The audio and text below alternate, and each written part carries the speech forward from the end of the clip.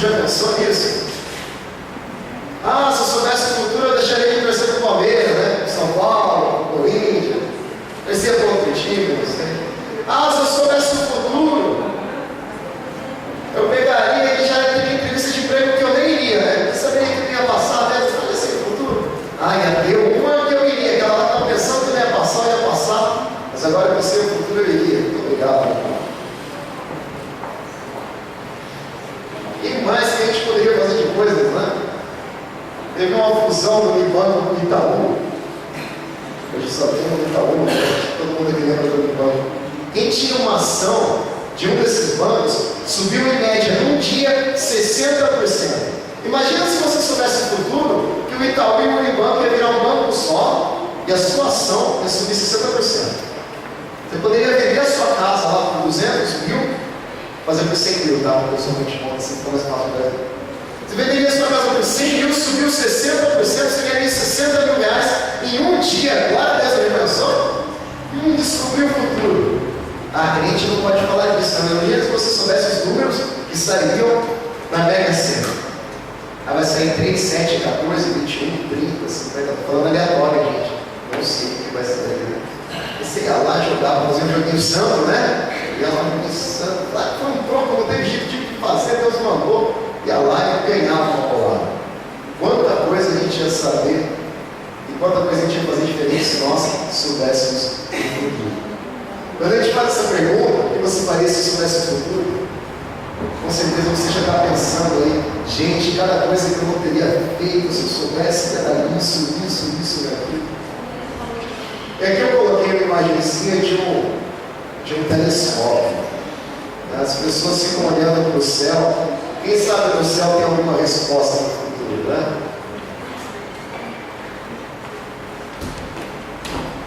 Coloquei algumas coisas aqui.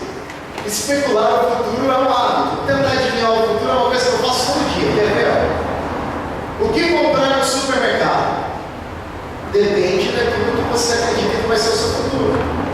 Se você vai receber alguém na sua casa, você vai comprar uma coisa diferente. Ah, eu planejei de fazer um churrasco. Você vai ter que comprar um pouquinho mais de carne. Ah, vai ser um familiar meu que vai passar a semana na minha casa.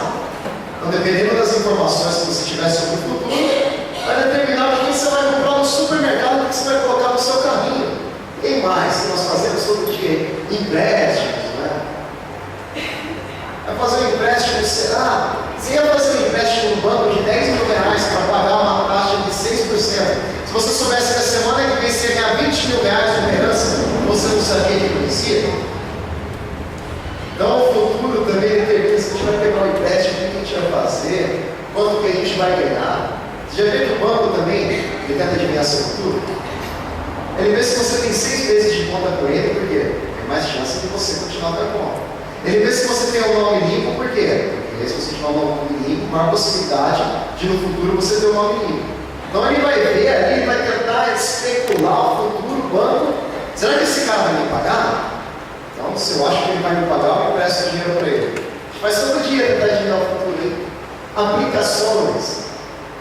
Olha, eu vou emprestar lá um dinheiro para o Felipe que vai abrir uma empresa, e a empresa que ele vai abrir é o Google. Imagina, chegasse lá o fundador do Google e falasse para você, eu estou abrindo uma empresa, mas ninguém sabia, você sabia que aquela empresa ia o Google.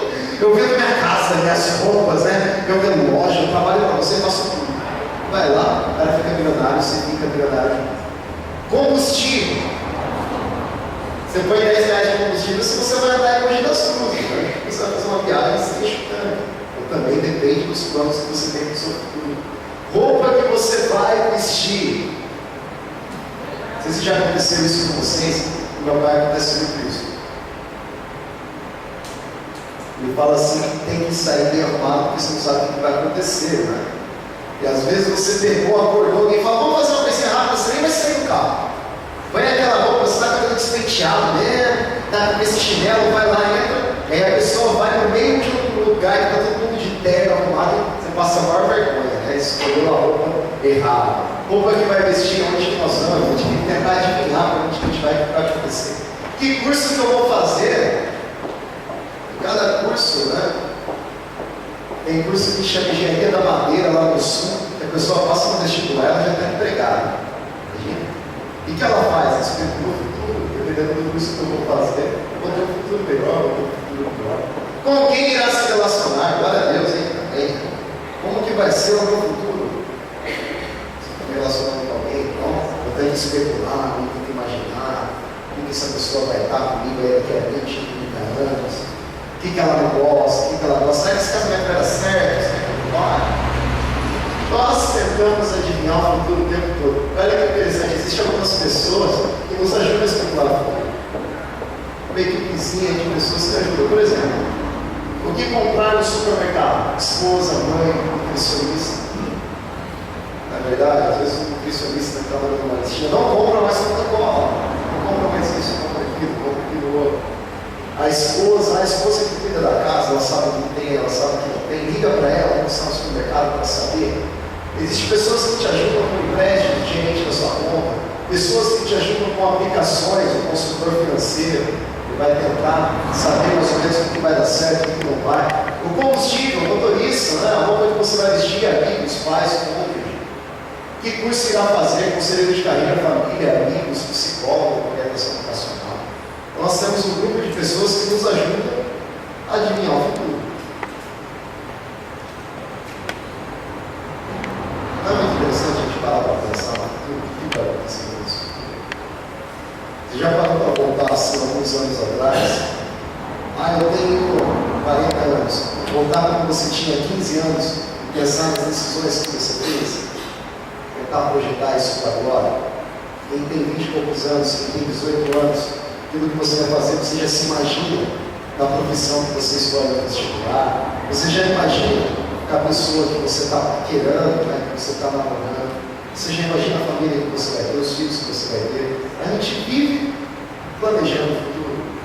Mas a gente acerta tudo aquilo que a gente vai planejar. A gente acerta 50%, 30%, entende, né? A gente erra bastante com os erros, a gente vai aprender. E aí uma pergunta que fica é a seguinte: nós pensamos no futuro. Que roupa que eu vou vestir? Quanto de combustível eu vou pôr no meu carro? O que eu vou aplicar? O que eu vou fazer? E aí vem uma questão: igreja, vale a pena levar a igreja a sério? Se for pensar no futuro, será que vale a pena levar a igreja a sério? Será que vale a pena fazer o que a igreja manda? Será que vale a pena ler a Bíblia? Será que vale a pena orar? Eu tenho que saber o que isso vai mudar no futuro. Eu saber se vale a pena levar a igreja a sério. Então nós vamos lá para o livro de Daniel. E teve uma parte que eu pulei com vocês. Né?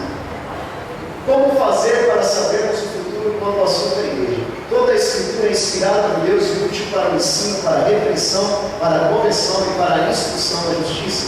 2 Timóteo 3,16. Agora nós vamos lá para Daniel.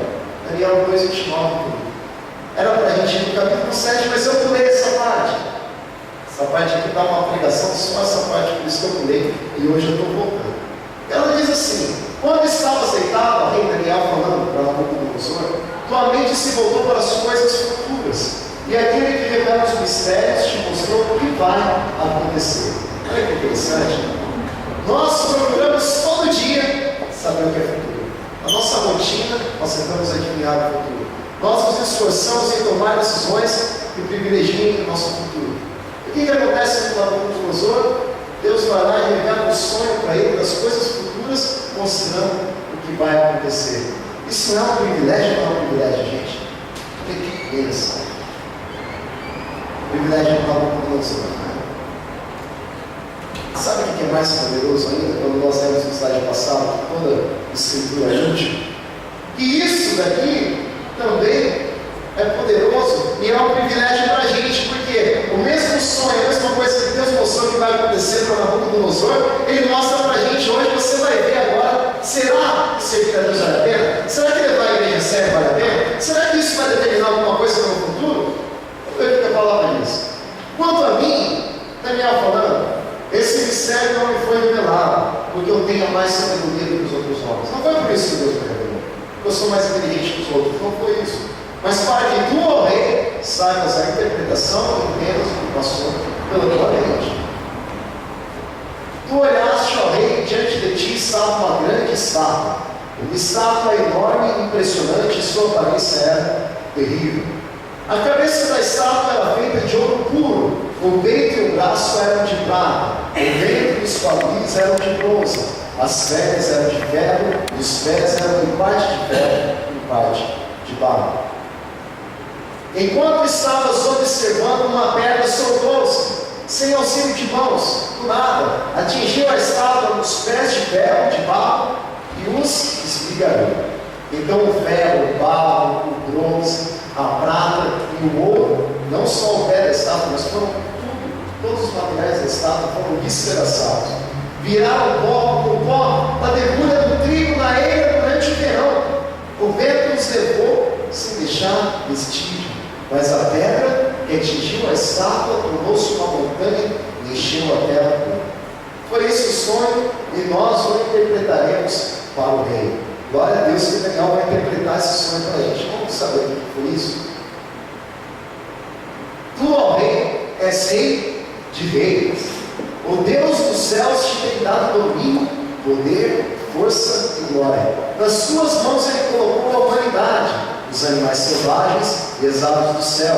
Onde quer que vivam, ele fez de ti o governante deles todos. Tu és a cabeça de ouro. Então, nessa estátua, quem que é a cabeça de ouro? Nabucodonosor. Nabucodonosor, na Babilônia, é a cabeça de ouro dessa estátua. Vou continuar. Depois de ti surgirá um outro reino, inferior ao teu. Em seguida surgirá um terceiro reino, reino de bronze, que governará sobre toda a terra. Finalmente haverá um quarto reino, forte como o ferro, pois o ferro quebra e destrói tudo, e assim como o ferro, a tudo despedaça. Também ele destruirá e quebrará todos os outros. Como viste, os pés e os dedos eram em parte de barro, parte de ferro. Isso quer dizer que esse será um reino dividido, mas ainda assim terá um pouco da força do ferro, embora tenhas visto ferro misturado com barro.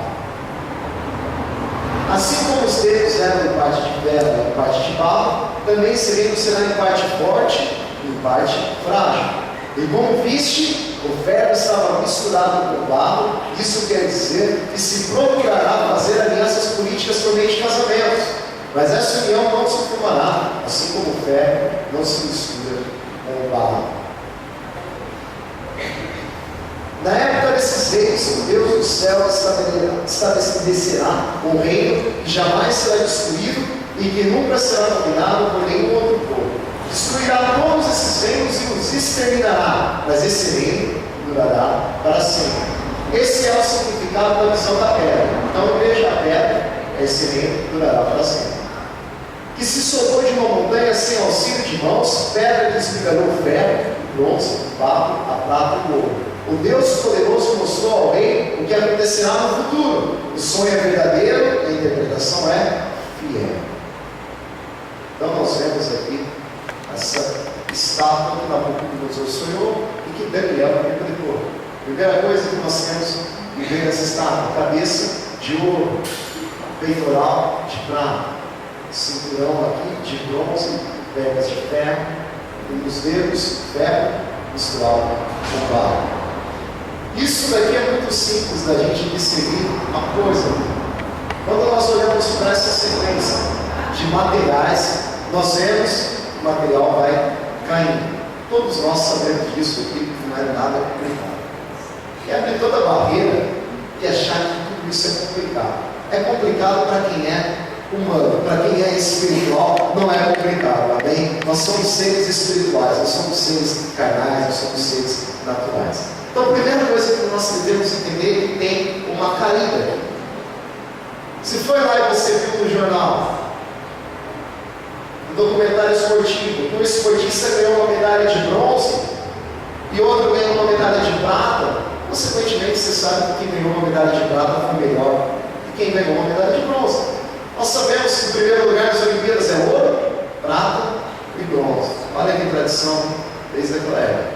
Então, riqueza dos materiais: ouro, prata, bronze. Abaixo vem o ferro e abaixo vem também o ferro misturado com o mar. O que nós entendemos isso? Todo governo humano, nossa terra é um governo humano, ele tende a ser diminuído. Então nós tendemos a diminuição. Embora nós sejamos um aumento tecnológico, nós tendemos a diminuição. Então aquilo que era de ouro se tornou de prata, de bronze, de ferro e barro. Por quê? Porque nós estamos ausentes de Deus.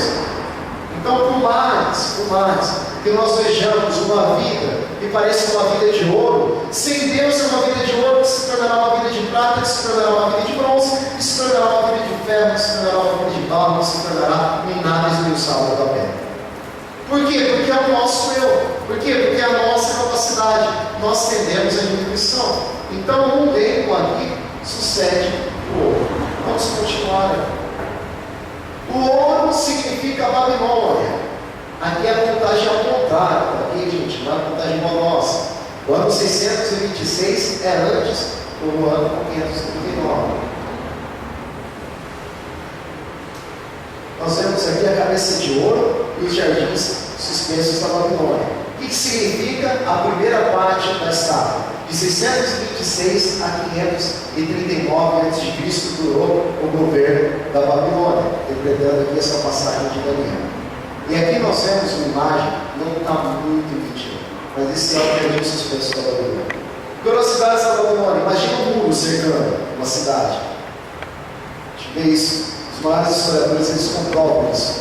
Imagina um muro largo, bem largo. Sabe quão largo era o muro da Babilônia? Sabe quanto de largura?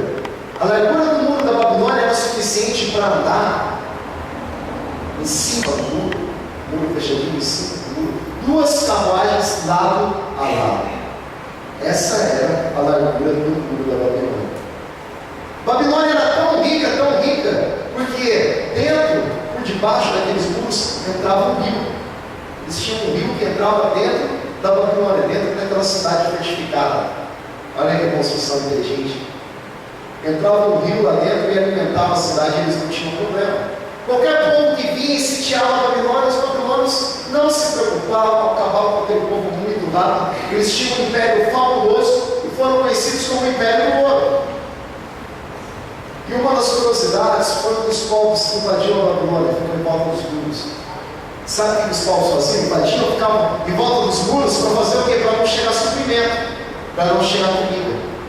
E conta a história que a Babilônia tinha 20 anos de comida preparada e estocada. 20 anos. Sabe o que os babilônios faziam quando algum povo vinha e cercava aqueles muros? Eles pegavam e jogavam para o povo assim, que estava cercando, para o exército inimigo, comida. Estão precisando de comida aí? Ó, pega um pouquinho de comida, acho que o exército de vocês está com fome. Olha aí, snobs. Acho que o exército de vocês está com fome. E jogavam comida para eles pouco se importavam. Um governo de ouro. Mas a Bíblia vai dizer uma coisa desse governo de ouro. Em Isaías, palavra bíblica que se cumpre, escrito 162 anos antes do Império Babilônico cair, que diz às profundezas aquáticas: segue-se e eu secarei seus regatos. Que diz acerca de Ciro, 162 anos antes de Ciro invadir a Babilônia: ele é meu pastor e realizará tudo o que me agrada. Ele dirá acerca de Jerusalém: seja reconstruída, e no templo sejam lançados os seus alicerces. Uma coisa, veja, todos nós temos palavra de Deus. Palavra de Deus se cumpre em nome de Jesus. Todas as palavras de Deus na nossa vida se cumprem. Prova disso a Bíblia Sagrada. Todas as pessoas do mundo, crendo na Bíblia ou não crendo, elas têm que olhar para esses documentos e ver uma profecia que se realizou 162 anos antes. Olha o que acontece. Ciro tem uma ideia, se une com outro rei. Os medos se unem com os persas. E o que eles fazem? Não tinha um rio que estava dentro da Babilônia? Eles vão lá e fazem um reservatório anterior ao rio. Esse reservatório, a água é desviada daquele rio que entrava na Babilônia, entra no reservatório e a Babilônia fica sem água. E sabe o que eles fizeram quando aquele rio secou? Colocaram os exércitos dentro daquele rio. E olha que interessante o que Deus fala: e diz às profundezas aquáticas: segue-se e eu secarei seus regatos. Interessante, 162 anos antes, Deus prevendo que Ciro conquistaria o império e o governo do mundo da sua época. Então nós vamos para a segunda parte da estátua, que é a parte de prata, Império Medo-Persa, que foi uma união de dois povos, medos e os persas. 539 a.C. até 330 a.C. Império de Prata. Império de Ouro foi Babilônia. Império de Prata, Medo-Persa. Império de Ouro, Império de Prata. Tranquilo, gente. Agora nós vamos para a terceira parte aí desse estado. O carneiro de 2 chifres que você viu representa os reis da Média e da Pérsia. Só fazer um parênteses. Tenho certeza que quando você lê isso na sua casa, você acha super confuso, né? É meio confuso mesmo. Hoje a gente vai pegar e vai abrir esse versículo, vai ficar super claro, porque tem uma revelação muito rica aqui. A gente pega para a gente tirar o diamante ele tem que ser lido, ele tem que ser lapidado, ele tem que ser trabalhado. E hoje o que nós estamos fazendo hoje, comecei até um pouquinho antes, a gente vai lapidar esse diamante, porque eu quero que cada um saia com um diamante lindo para levar para casa, bem? Nós vamos lapidar essa palavra, nós vamos entender, você vai ver o brilho de Jesus Cristo revelado na palavra de Deus nas nossas vidas hoje. O carneiro de 2 chifres que você viu representa os reis da Média e da Pérsia, outra profecia, que aí ele transforma a estátua em animais. O que você precisa guardar disso? O bode peludo, o terceiro animal, é o rei da Grécia, e o grande chifre entre os seus olhos é o primeiro rei. 209 anos antes. Daniel I, o terceiro reino a dominar o mundo, é o reino da Grécia. Então nós vamos aqui para a estátua. Bronze, Grécia, que domina de 330 a.C. até 63 a.C. Então nós voltamos a uma profecia de Daniel. Parte de ouro, Babilônia, que teve lá o seu governo abalado pelos Medo-Persas, que se tornou a parte de prata. Depois da parte de prata veio a parte de bronze, que são os gregos. Agora nós vamos para a parte de ferro. A parte de ferro é o Império Romano, que se inicia em 63 a.C., que são os pés aí da estátua. Nós temos outra passagem aqui mesmo, nós acabamos de ver, que fala como esse império de ferro foi poderoso, como esse império de ferro atormentou, invadiu, né? Como eles faziam o que eles queriam, como eles tinham força para fazer o que eles queriam. Esse império de ferro, o Império Romano, foi o que perseguiu a igreja de uma maneira voraz, onde haviam cristãos jogados nos leões, onde existia perseguição religiosa, pessoas presas, muitos cristãos crucificados dentro do estádio, como se fosse ali alguma coisa pública para todos verem. Império Romano, o quarto império que segue aí dentro da estátua de Daniel, Nabucodonosor. Ouro, Babilônia, prata, Grécia e depois Roma. Nós continuamos aqui agora com ferro e barro. Estamos chegando, hein? Obrigado, hein? Ferro e barro, mundo bipolarizado. Comunismo, capitalismo. O mundo se divide em 2 partes depois da Segunda Guerra Mundial. Na Segunda Guerra Mundial acontece algo profético na história, onde Israel volta para sua casa e o Estado de Israel é formado novamente. Depois da Segunda Guerra Mundial. Depois da Segunda Guerra Mundial, o poder é dividido entre Estados Unidos e União Soviética, onde a União Soviética representa a parte comunista, os Estados Unidos representa a parte capitalista. Eles têm um acordo que qualquer país comunista será defendido pela União Soviética, qualquer país capitalista será defendido pelos Estados Unidos, e o mundo se divide dessa maneira, qual nós estamos até hoje, mais ou menos, dividido no mundo bipolarizado. Significa o quê? Ferro e barro. Ferro e barro ele não se mistura, mas ele está existindo juntamente. E um dos governos é de ferro, um pouco mais forte, e outro governo é um pouco mais frágil. Estados Unidos e União Soviética é muito popularizada, para ser muito próximo de nós. Falei que era interessante a gente saber o futuro, hein? A gente continua. Os dedos, temos 10 dedos na estátua. Esses 10 dedos significam 10 reinos referentes ao fim dos tempos, à globalização do seu último estágio. Quando chegar nesses 10 dedos, aí nós estamos próximos do fim dos tempos. Então, voltando toda essa estátua aqui, nós temos lá no começo.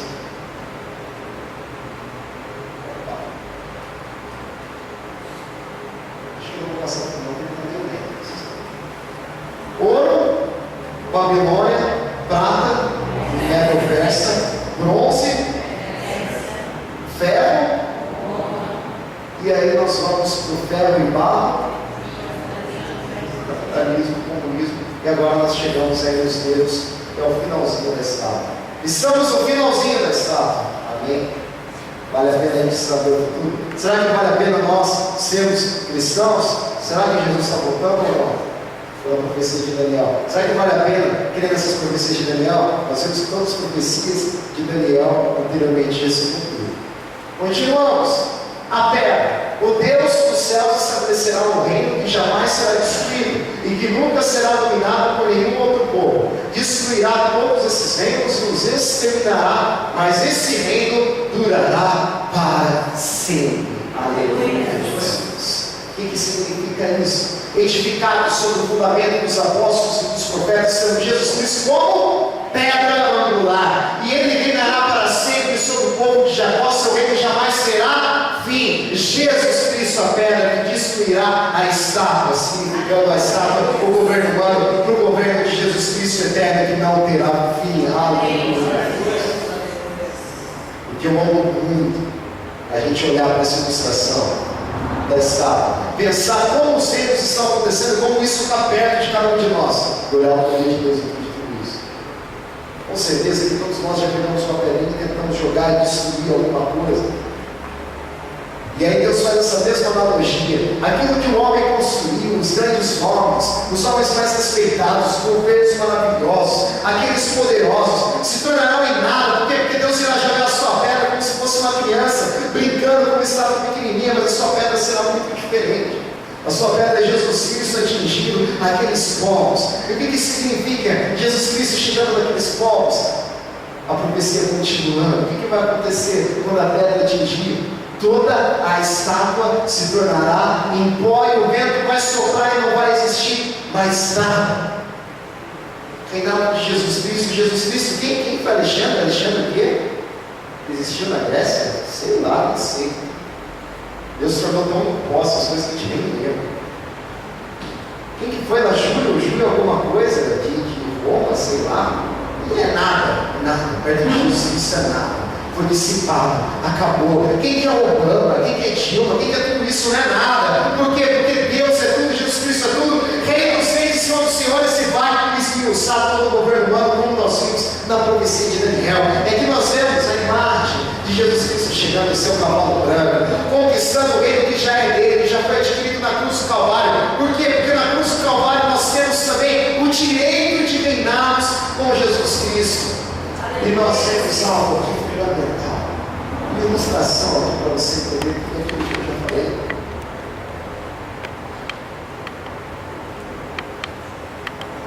A estátua com todos os governos, a sequência deles. Babilônia, Medo-Persa,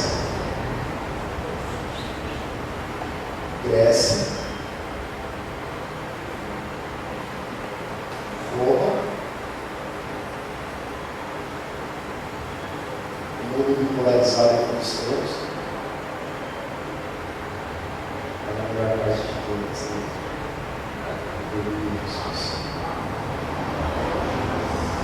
aleluia, Senhor, o que essa pedra vai fazer? Aleluia, Deus, amém, Jesus. Jesus Cristo, Rei dos Reis e Senhor dos senhores, assumindo o teu domínio, o teu governo, a tua glória, para sempre e sempre. Aleluia, Jesus. Amém. Igreja, será que vale a pena a gente levar a igreja a sério? Falei que as informações que a gente sabe sobre o futuro ajudam a gente a tomar decisão. A gente descobriu algumas coisas do futuro, bem pouquinho. Semana que vem vai ser muito melhor. Só um pouquinho daquilo que vai acontecer no futuro. Será que já vale a pena que seja Jesus Cristo? Eu vou trazer alguns motivos aqui para você. O que eu ganho deste reino? Porque ele vai reinar, aquela pedra vai assumir tudo.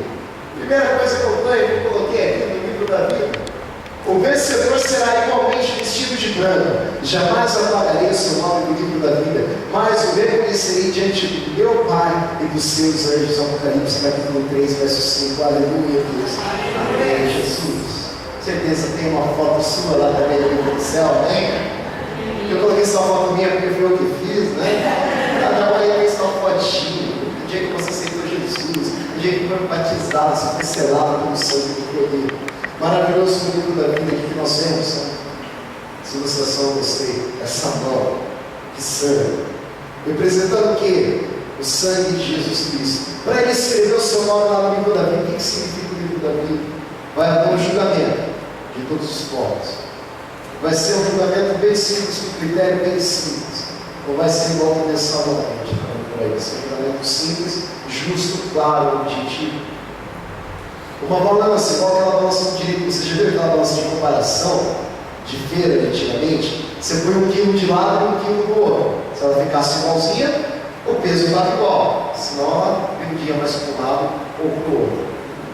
O julgamento será muito simples. Todas as pessoas de todos os tempos estarão diante do trono branco de Jesus Cristo. E de um lado da balança será colocada a perfeição de Jesus Cristo. Jesus Cristo nunca cometeu pecado. O homem perfeito vai ser colocado nos lados da balança. E do outro lado da balança vai ser colocada uma pessoa comum, com seus erros, com seus defeitos e com seus pecados. E sabe como que vai ser determinado esse julgamento? Vai ser bem rápido. Se a balança pender para um dos lados, se houver mais pecado em qualquer pessoa do que houve pecado de Jesus Cristo, aquela pessoa está condenada ao inferno e ao tormento eterno. Existe alguma saída nessa balança? Alguém passaria nessa balança onde o critério é Jesus Cristo, onde Jesus Cristo está sendo pesado de um lado e a pessoa está sendo pesada de outro? Obviamente não. Mas no meio desse julgamento, no meio desse terror, no meio de um momento mais terrível e tenebroso da história, um dos anjos vai dizer: existe um livro ali. E aí Deus vai pegar o livro. E esse livro é o livro do Cordeiro. E nele estão escritos os nomes das pessoas que foram redimidas por Jesus Cristo. E aí vai pegar aquele livro. Aleluia, Deus. Aleluia. E abrir assim, o Michel ia passar. Se eu colocasse o Michel do lado de Jesus Cristo, a balança ia perder muito mais para o lado dele. Mas aqui tem o nome dele escrito nesse livro. E para validar essa inscrição, existe alguém que pagou os pecados dele, Jesus Cristo, e tem o sangue do Cordeiro aqui, embaixo do nome dele. Então, Michel, pula o julgamento, você não vai precisar ser julgado. Próximo. Brian, seu nome está escrito aqui, você não vai precisar ser julgado. Próximo. Simone, seu nome está escrito aqui, você não vai precisar ser julgado. Regina, cadê? Falei brincando, mas é verdade, gente. Aquele momento não vai mais haver saída. Nós temos que nos preparar agora para esse grande julgamento. Então, uma promessa desse rei: nosso nome estará escrito no livro da vida. Que eu ganho deste rei, olha que interessante. Aquele que vencer e fizer a minha vontade até o fim, darei autoridade sobre as nações. Quem que vai governar a nação? Quem está do seu lado? Aleluia, Jesus. Quem amou muito a Jesus Cristo. Quem sempre se preocupou em fazer o melhor pelo reino. Quem se deu para a obra de Jesus e amou ele sobremaneira, está recolhendo tesouros no céu e recompensas divinas. Se Jesus vai chegar a voltar, a sua recompensa é chegada. Fala isso, meu Deus. Toda eu conquistei para você. A grande pedra que sou eu destruiu a estátua do governo humano. E o rei dos reis, Senhor dos senhores, governará junto com cada um dos santos escolhidos, escritos no livro da vida. Vale a pena? Será levar a gente a sério? Será que vale a pena? Servimos a Deus com o nosso coração. Nós sabemos o futuro. Quando nós sabemos o futuro, nossa decisão tem que ser diferente. E nós continuamos sem mais sonhanha. Aquele que tem ouvidos, ouça o que o Espírito diz às igrejas. Ao vencedor darei o direito de comer da árvore da vida que está no paraíso de Deus. Apocalipse 2, verso 7. No paraíso existia uma árvore do conhecimento do bem e do mal e a árvore da vida. A partir do momento que você come o fruto da árvore da vida, nunca mais você vai conhecer a morte. Quantos de nós, de muitas pessoas conhecidas como ele, já sofreram por causa disso? Pode levantar sua mão, já sofreu por causa disso. Tudo que o ser humano mais tem medo é a morte. A morte é um marco terrível na demonstração do nosso pecado, da nossa pequenez de Deus. Quando nós recebemos uma promessa assim, que nós não passaremos pelo dano da segunda morte. É uma promessa para mudar a nossa história. É um futuro glorioso que Deus tem preparado para cada um de nós. É para eu olhar e para eu dizer assim: Deus, obrigado! Não vai ter mais morte. Tudo aquilo que eu já sofri, todas aquelas pessoas que eu já perdi, todo aquele sofrimento, toda aquela dor, todas aquelas cerimônias tristes, toda aquela saudade, vai deixar de existir. Por quê? Porque as pessoas que morreram e conheceram a Jesus Cristo estarão conosco no céu, e nós viveremos eternamente sem nos preocuparmos com a segunda morte. Por quê? Porque Jesus Cristo, o nosso Rei, conquistou esse privilégio para nós. Não tem mais morte, não tem mais tristeza, não tem mais doença, não tem mais dor. Esse é o nosso futuro. Será que vale a pena levar a igreja sério? Sabe que esse é o nosso futuro? O que eu quero nesse Rei, aquele que tem ouvidos, ouça o que o Espírito diz às igrejas: ao vencedor darei do maná escondido. Também lhe darei uma pedra branca com um novo nome nela escrito, conhecido apenas por aquele que o recebe. Olha que maravilha isso. Eu estava compreendendo, eu falei: Deus, o que tem de mais maravilhoso nessa revelação, nesse versículo? Eu aprendi algumas coisas aqui. Sabe o que significa isso, se nós vamos pensar no final dos tempos? Aquele que tem ouvidos ouça: ao vencedor darei do maná escondido. Primeira coisa, maná escondido. Não sei se você já fez isso daí. Tem alguma coisa muito especial.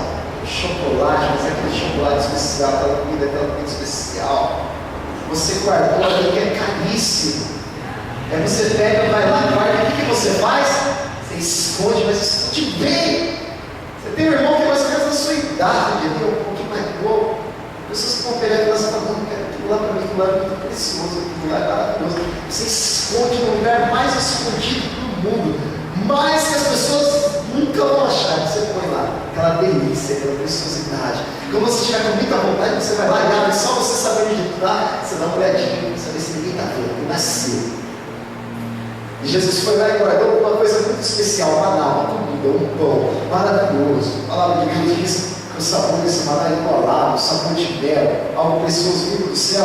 E Jesus foi lá, olha essa cena, que promessa. Jesus foi lá e guardou, escondeu aquele maná. Está bem escondidinho, igual a gente com alguma coisa que a gente gosta. Aí você vai chegar e vai falar assim: cadê? Eu escondi uma coisa aqui para você. Isso aqui é seu. Uau, imagina. Jesus Cristo faz isso com você. A gente merece isso? Não merecemos isso. Mas Ele vai fazer glória a Deus por isso. Eu sou glória a Deus por causa disso. E mais uma coisa, a gente continua. Conhecido aqui nessa pedra branca, o seu nome é apenas por aquilo que recebe. Você vai ter um segredo que vai ser seu de Jesus Cristo só. O que significa isso? Amizade. Sabe aquele amigo que você tem, que você senta na mesa, você dá uma risada de alguma coisa, ele também dá, e você olha para ele, só vocês dois entenderam? Maravilha, só vocês dois sabem? Aquela coisa que é particular, assim, que é de vocês, que é na intimidade, não é? E aí você vai ter um nome que Jesus Cristo deu para você, que só você e Jesus Cristo conhece. Você vai olhar para Jesus e dizer: Jesus vai olhar para você. Só vocês sabem aquilo que vocês estão falando. Intimidade com Jesus Cristo. Gente, isso é uma promessa. Você vê a Deus vale a pena, quando a igreja vale a pena, fazer o melhor pela igreja vale a pena, será que vale a pena? Quando a gente olha para esse futuro aqui, a resposta é tão óbvia, é tão séria. Por quê? Porque Deus começa a abrir os nossos olhos para aquilo que Ele tem preparado para a gente. Às vezes a gente não olha para essas reais preciosidades que Ele tem. E aqui é a última parte. Ao vencedor darei o direito de sentar-se comigo em meu trono, assim como eu também venci sentei com meu Pai em seu trono. Aí eu peguei, olhei para o céu, orei e falei: Deus, que exagero essa promessa. Não é? Que promessa exagerada. Aí eu fui lá e eu faço uma pesquisa no computador, faço algumas planilhas na mão, alguns cômodos, faço no computador. E aí eu peguei minha Bíblia de mão. Eu falei: o que é isso? Eu fui lá, peguei a Bíblia e o contexto todo. Aí eu busquei de Deus. Essa igreja aqui, essa promessa específica, está no contexto da igreja de Laodicea. Vocês todos conhecem, acho que não. Vocês conhecem a história, quando Jesus fala assim: essa igreja é morna. Ela não é nem fria, nem quente. Qual era a característica da igreja de Laodiceia? Era uma igreja de pessoas que tinham grana, uma igreja rica. E às vezes as pessoas, por causa da situação social acham que tem quanto confortável, sabe, isso aqui, mas eu estou tranquilo. Aí Jesus vem e fala assim: você é nobre, você é burro, ou seja, você não tem nada, você precisa de mim. E aí, ele traz uma promessa para quem conseguir resistir a essa humanidade espiritual. Ele fala mais. Dentro dessa igreja de Laodiceia, que é o versículo talvez o mais conhecido de evangelização: eis que estou à porta e bato. Se você abrir a porta, eu entrarei e cearei contigo. Ou seja, se você abrir a porta do seu coração, eu vou comer com você. O que significa isso? Se você é igreja, vamos ser a igreja, nós somos uma igreja. Sabe o que Jesus fala? Ei, vocês são igreja e eu estou do lado de fora. Imaginou isso de Deus?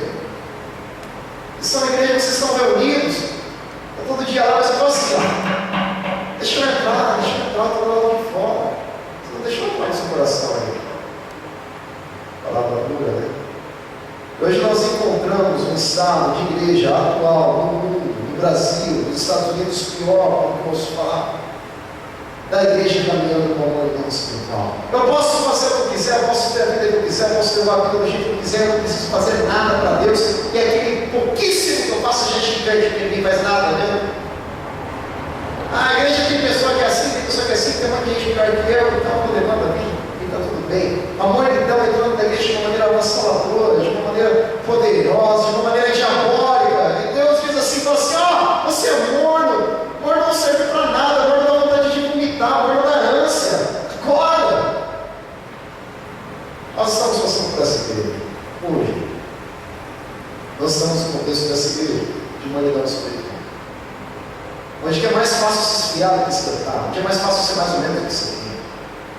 E aqui nós ouvimos de Deus uma promessa exagerada, muito exagerada. Por quê? Porque a igreja está morta. E Jesus nos ama. E Ele diz assim: eu vou dar uma promessa gigante para eles. Porque essa promessa, eles vão deixar a humanidade, eles vão se movimentar, eles vão começar a fazer, eles vão deixar a verdade dentro do coração deles e mudar essa história. Eu vou dar uma promessa grande. Ei, igreja, ei, ser vivo, ei, você deixa Jesus entrar no seu coração. Vamos deixar Jesus entrar no nosso coração. Vamos ser quente, vamos ser fervoroso, vamos servir a Deus como nós nunca servimos, vamos fazer loucuras para Jesus Cristo, em nome de Jesus. Jesus fala assim: ei, se eu vou chegar no céu, eu vou levantar e falar que senta do meu lado, no meu trono. Aleluia, Deus, amém, Jesus, aleluia, Pai.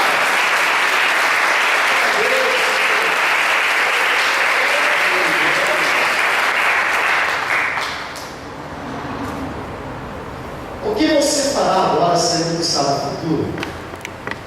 Boa pergunta, né?